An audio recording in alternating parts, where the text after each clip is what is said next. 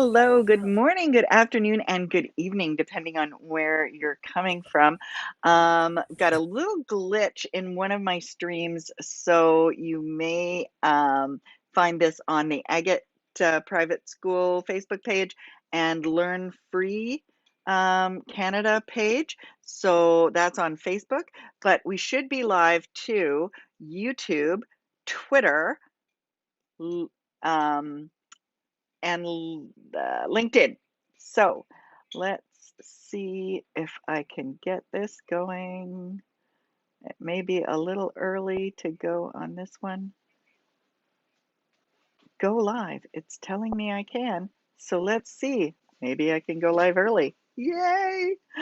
All right, then it should be fine. And today I'm so excited to tell everybody that we are talking with a wonderful lady, Amanda, who is a wellness, especially teen wellness. So she's going to be with us today. I am not even going to try to pronounce her last name, but she's going to teach me how to do that today. And so I'm really looking forward to seeing everybody join us. The link is in the description, and you can comment on any platform. And we'll see you soon. Stick around, go get something to drink, relax, stay with us.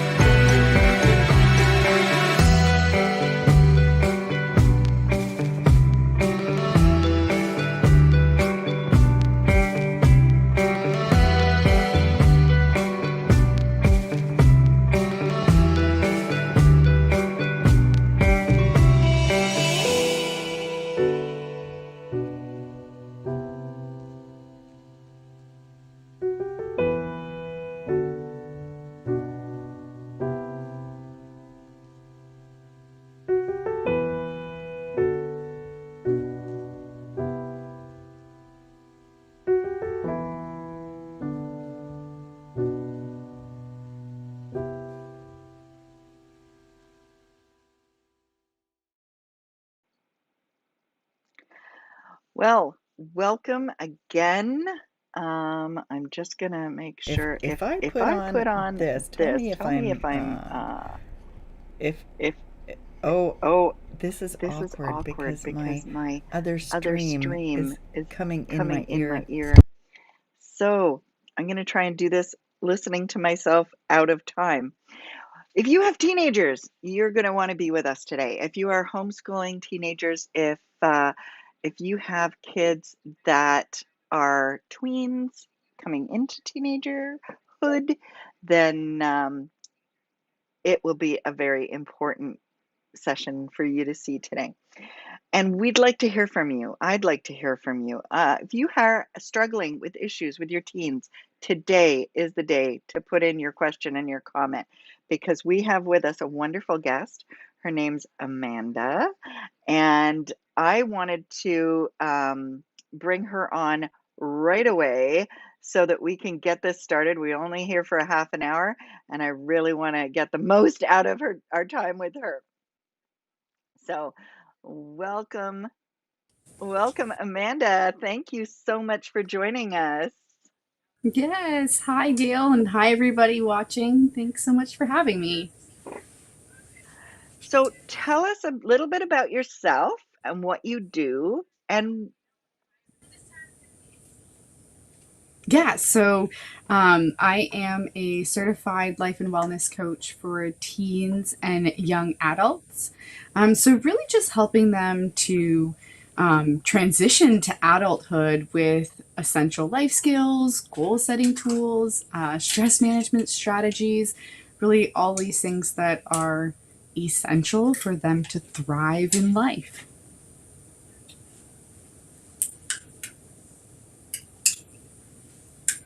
oh, I think I'm listening to the second thing. That's why I didn't want to interrupt you. Technology, that's so funny. Okay. Yes, because it's so offsetting here.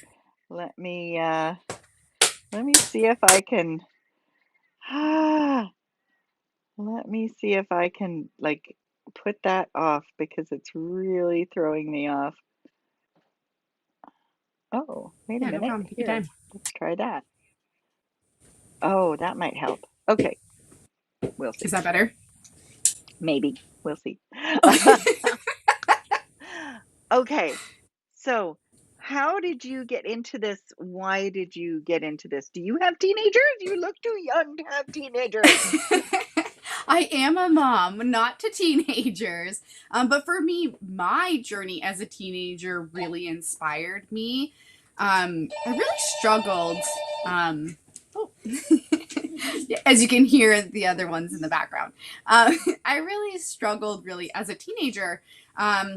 With all of these things. And so I kind of, managed to figure it out kind of on my own.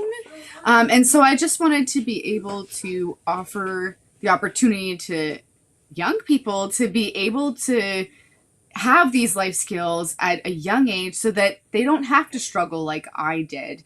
And it's funny, the more and more people that I talk to about what it is that I do, it's like, where were you when I was a teenager? Like, I wish I had that.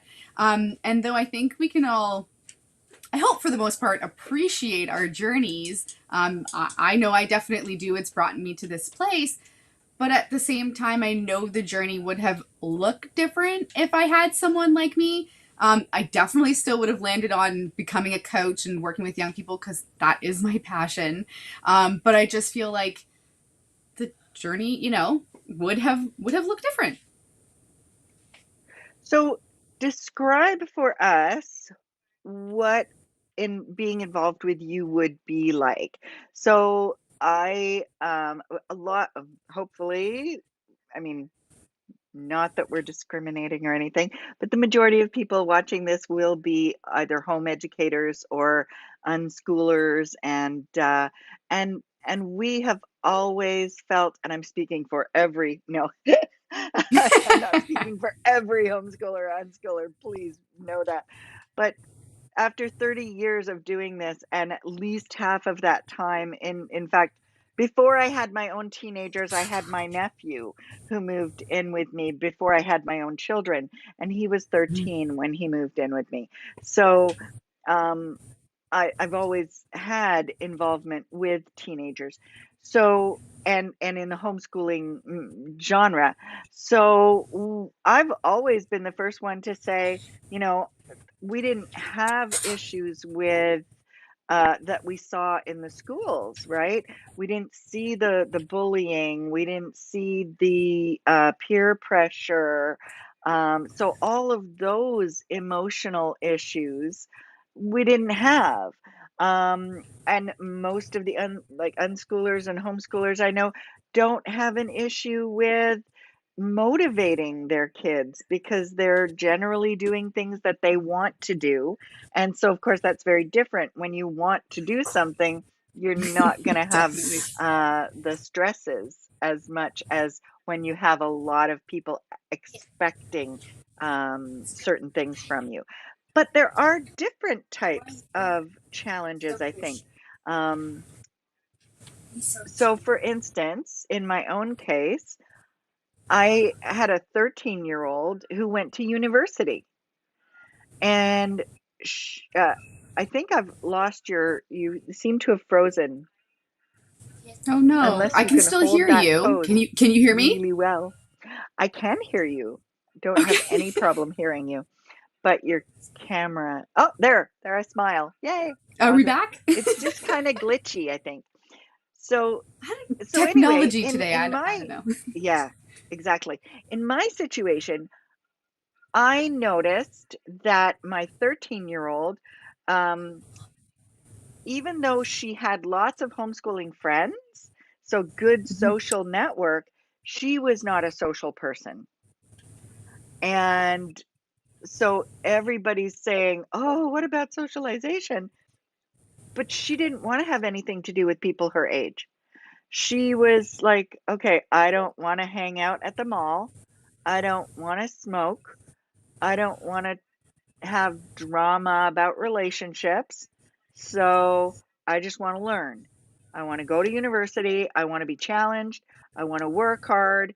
And I want to have real conversations with people." And academically, that's where she was.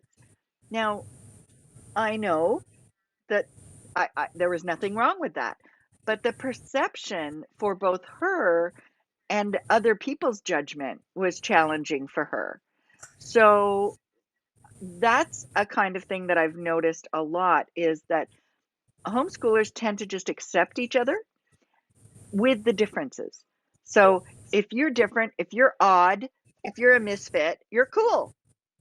So how how do you think your involvement with a student, say like my oldest daughter, what would that look like?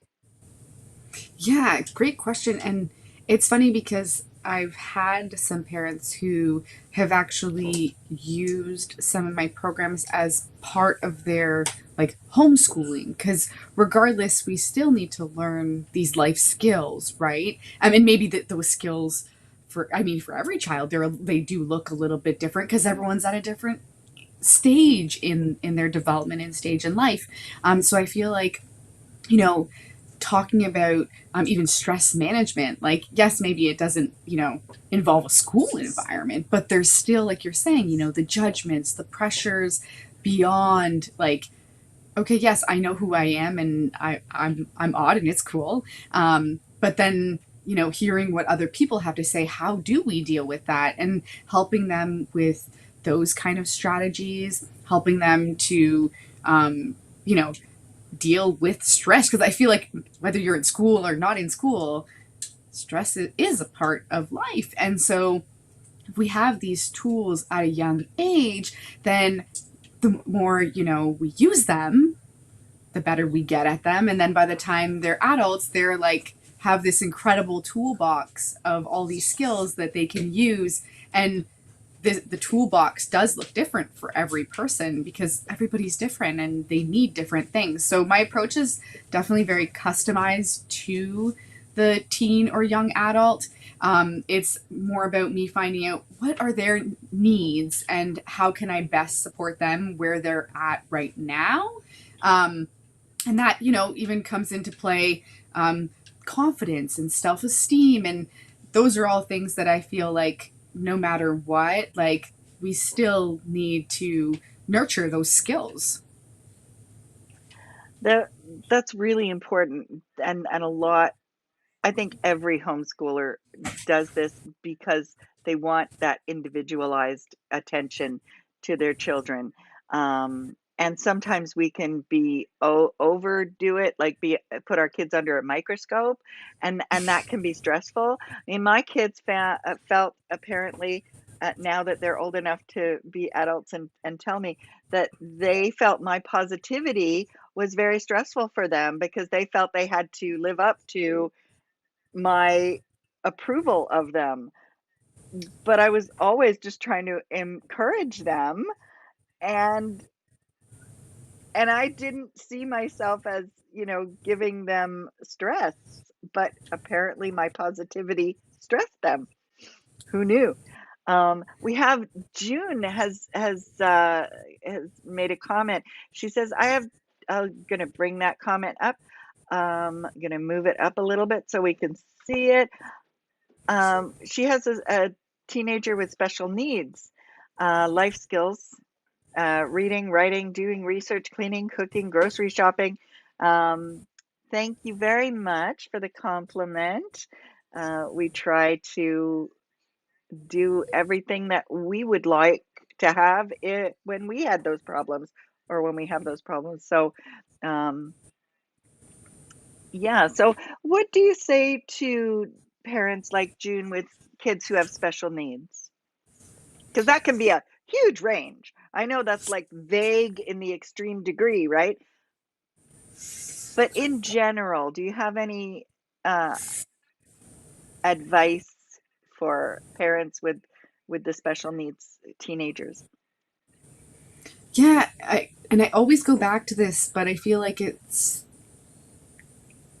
so simple yet,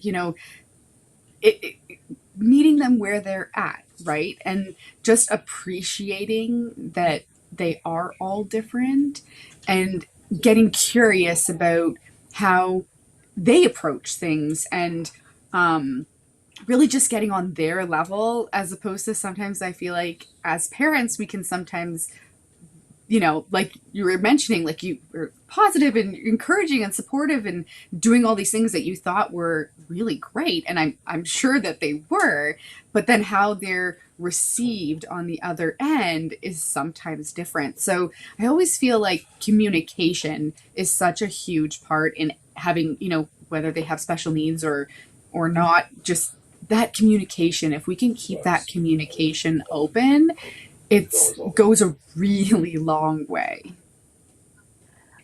I think what you're saying is so perfect because, like I said, we can sometimes be very, microscopic with our kids, and in our own fear as adults, are we doing enough? Are they on track?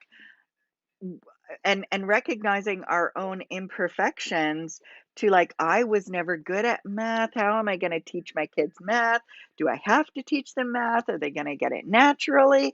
Having our own confidence is huge. I noticed at around 12 with about every kid that I've worked with, around 12, they wanted something different, like a different structure, a different schedule. And that's just at the beginning of those teen years, right? Um, and and so this is where I think homeschooled kids at around that age will start asking about, hey, can I go to school? Not because they don't really appreciate or know or understand what they've got with homeschooling, but they want something different. So for my kids, they just wanted somebody else to talk to, not a parent. So they so with my older daughter, we got a librarian, a local librarian, um, said that he would happily review her work that she was doing because she wanted to do correspondence. So she sent her work that she was doing to him, and he would grade it and send it back to her. And she felt very, uh, that was just, it just had to be somebody other than mom, you know? Um, so how important do you think their accountability partners or teen coaches like yourself are in a teenager homeschool teenager's life? Yeah, well, my mission is really for every young person to have a coach. So that answers that question. I really think that it's vital, and it doesn't necessarily mean that it's maybe me, it may not. But just them having that support, right? Like you're saying, like this third party, it's amazing how many conversations I've had where the parents will say, oh, I've been telling, you know, Johnny for months that he should be doing this, or that, this would really help him. And then you come in and in one session, you guys talk about it. And then suddenly he's like, hey, mom, you want to know the best idea ever? Amanda and I just talked about it in our session. So I feel like sometimes having that third party, someone who they can, no isn't going to judge them, isn't going to, try and fix anything. We're just here to listen and try and support them. And like you said, also offer that accountability. And it's not like, well, you didn't do that, so I'm mad at you. And, it's this co-creative, well, okay, so you didn't do whatever, X, whatever we had agreed upon. Let's talk about that. Let's understand, Hmm. is it because it's not something really that's in alignment, or is it, maybe that it's too much right now, we got to make a little bit of a smaller step.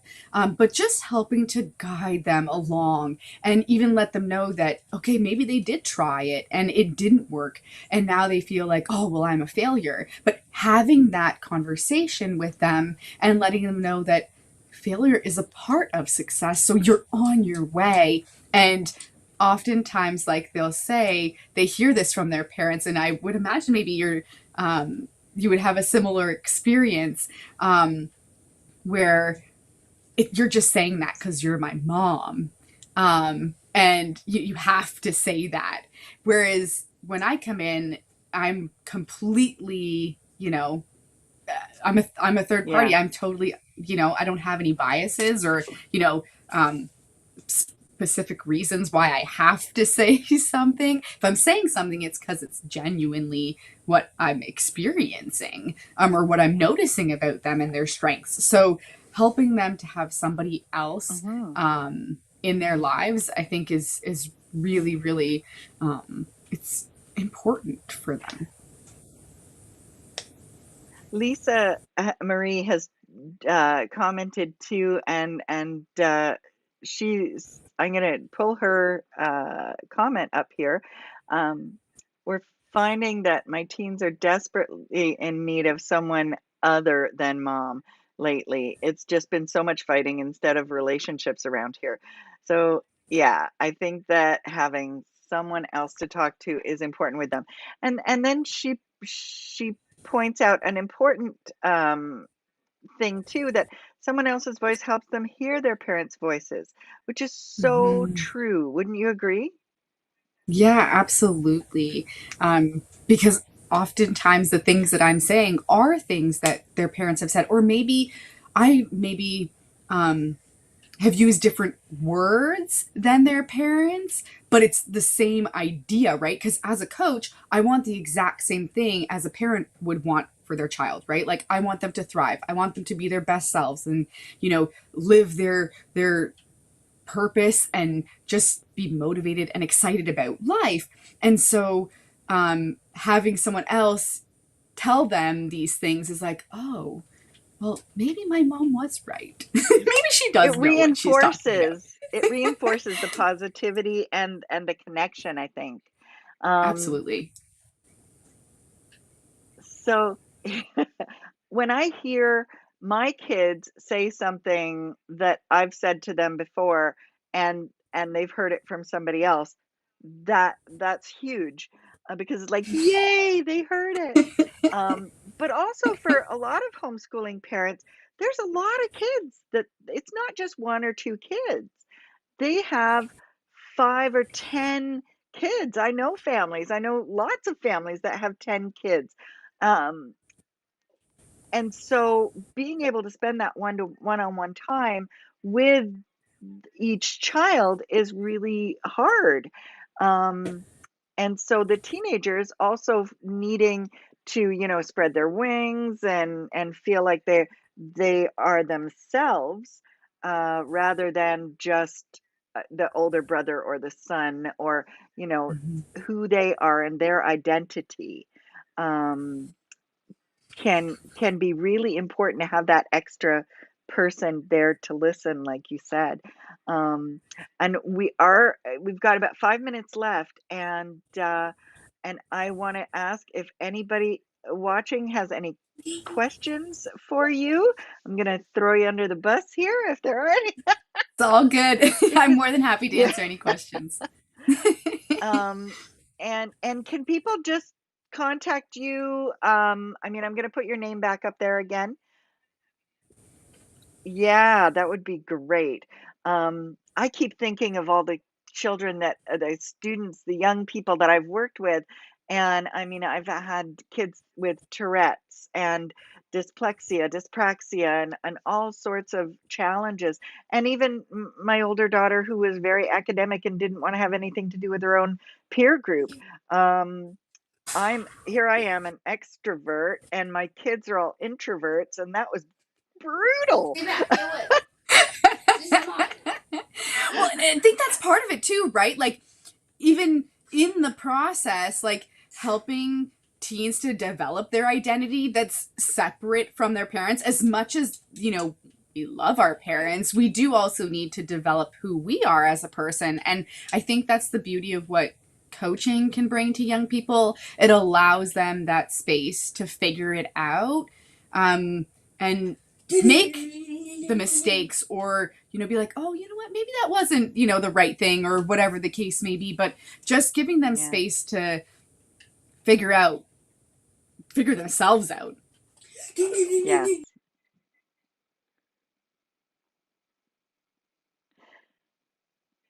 I think I got that that duplicate sound again caught me. Oh. Because I'm hearing it twice still. So I really, really, really appreciate you taking the time to spend with us today.